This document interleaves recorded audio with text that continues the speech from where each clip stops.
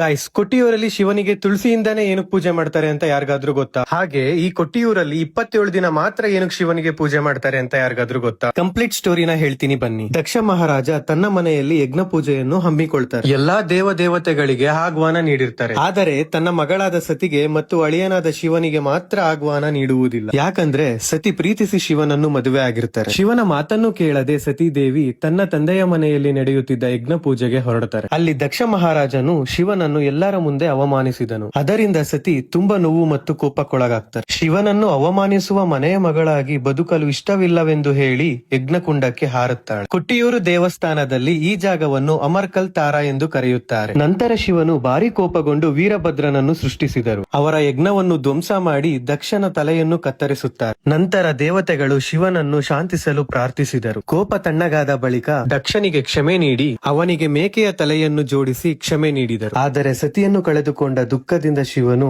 ಅವಳ ದೇಹವನ್ನು ಹೊತ್ತುಕೊಂಡು ಲೋಕವನ್ನೆಲ್ಲಾ ಸಂಚರಿಸಿದರು. ಆಗ ವಿಷ್ಣು ತಮ್ಮ ಸುದರ್ಶನ ಚಕ್ರದಿಂದ ಸತಿಯ ದೇಹವನ್ನು ತುಂಡುಗಳಾಗಿ ವಿಭಜಿಸಿದರು. ಸತಿಯ ದೇಹದ ಭಾಗಗಳು ಬಿದ್ದ ಸ್ಥಳಗಳನ್ನು ಇಂದು ಶಕ್ತಿಪೀಠಗಳೆಂದು ಕರೆಯಲಾಗುತ್ತದೆ. ಭಾರತದಲ್ಲಿ ಅನೇಕ ಪ್ರಸಿದ್ಧ ಶಕ್ತಿಪೀಠಗಳು ಇವೆ. ವಿಷ್ಣು ಮಾತ್ರ ಶಿವನನ್ನು ಶಾಂತಿಗೊಳಿಸಲು ಸಾಧ್ಯ. ಆದ್ದರಿಂದ ಶಿವನಿಗೆ ವಿಷ್ಣುವಿನ ಅಂಶವಾದ ತುಳಸಿಯನ್ನು ಬಳಸಿ 27 ದಿನಗಳ ಪೂಜೆಯನ್ನು ಮಾಡಿ ಶಿವನನ್ನು ಶಾಂತಿಪಡಿಸುತ್ತಾರೆ.